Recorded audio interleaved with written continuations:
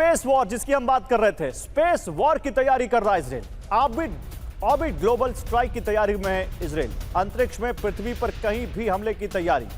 Space weapon पर तेजी से काम कर रहा है इजराइल। हारेड्स और क्लैश रिपोर्ट में दावा है। अब सोचिए, आपने हॉलीवुड मूवीज में देखा होगा और वो अब धीमे धीमे आपके सामने सच होता जा रहा है। स्पेस से धरती पर हमला, यह करने की तैयारी कर रहा है इजराइल। तो इजराइल कार्ड्स और नेतन्याहू की जो यहां पर जिस तरह से मीटिंग हुई है, जो हमें जानकारी मिल रही है, उसके बाद आप देखिए स्पेस टू ग्राउंड अटैक की तैयारी कर रहा है इजराइल। ये रिपोर्ट सामने आ रही है। इस रिपोर्ट में और क्या कहा गया है? ऑर्बिट ग्लोबल स्ट्राइक हथियार बना रहा है इजराइल। रॉड्स फ्रॉम गॉड की रणनीति के साथ स्पेस वॉर की तैयारी। उपग्रह से विशाल टंगस्टन की छड़ें गिराने का फॉर्मूला। परमाणु विस्फोट के बिना बड़े इलाके को टारगेट करने की तैयारी।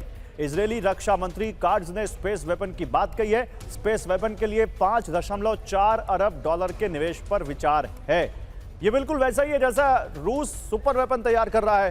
प्रोफेसर राजन कुमार, एक तरफ वो भी कह रहे हैं कि देखो हमारे पास फ्लाइंग चेर्नोबिल आने वाला है, दूसरी तरफ ये कह रहे हैं हमारे पास रॉड्स फ्रॉम गॉड आने वाले स्पेस हथियार। मतलब इस दोनों अलग अलग वॉर्स हैं, लेकिन ये जो समय है, ये जो वॉर है, इन्होंने हथियारों की एक नई रेस छेड़ दी है जमीन से लेकर अंतरिक्ष तक।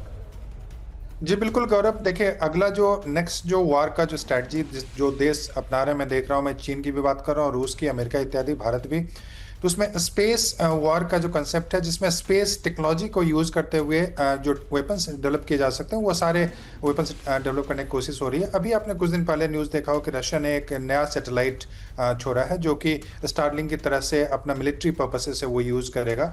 दूसरे देश भी अभी तो वह भी टेक्नोलॉजी है कि आप अभी डेवलप करने की कोशिश हो रही है कि जो दूसरे सैटेलाइट्स हैं स्पेस में उसको वॉर की स्थिति में कैसे डिस्ट्रॉय किया जा सकता है। इसको चीन भी कर रहा है, अमेरिका और रूस भी उस ढंग की टेक्नोलॉजी कर रहे हैं। और उसी रेस में अभी आप देख रहे हैं कि इजराइल भी है जहां पे वो स्पेस वेपन यानी कि वो ग्रेविटी को फोर्स को यूज करते हुए ऐसे वेपन गिराएगा जिसमें कि शायद बारूद या न्यूक्लियर वेपन की जरूरत नहीं हो, केवल फोर्स और वेलोसिटी के माध्यम से वो डैमेज कर पाएगा। तो इजराइल भी कर रहा है और सारे देश उसमें कर रहे हैं। तो नेक्स्ट फेज ऑफ वॉर में स्पेस बहुत ही इंपॉर्टेंट रोल पड़ेगा, जैसे कि इस वॉर में अभी ड्रोन ने जैसे रोल प्ले किया। शुक्रिया प्रोफेसर राजन कुमार आपका। जनरल सुधाकर आपका भी शुक्रिया हमारे साथ जुड़ने के लिए और समझाने के लिए हमारे दर्शकों को इतनी कॉम्प्लिकेटेड चीजें इतनी आसान भाषा में। लेकिन अब कुछ और बड़ी खबरें हैं। हूती का सऊदी समर्थित सेना पर बड़ा हमला। अल मोचा में हूती का मिसाइल अटैक। यमन के सैन्य ठिकानों पर बमबारी की है हूती ने।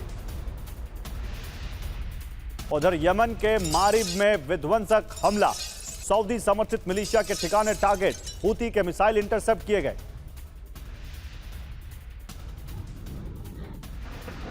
यमन सेना का हूती पर बड़ा हमला। हूती ठिकानों और बैरकों पर ड्रोन हमले। फ्रंट लाइन पर हूती पर यमनी सेना का एक्शन। सेना का हूती के खिलाफ अभियान तेज। यमन के इब में हूती ने मार गिराया सऊदी ड्रोन। हवा में तबाह हुआ सऊदी का सैन्य ड्रोन। सऊदी के ड्रोन पर हूती के हमले का वीडियो।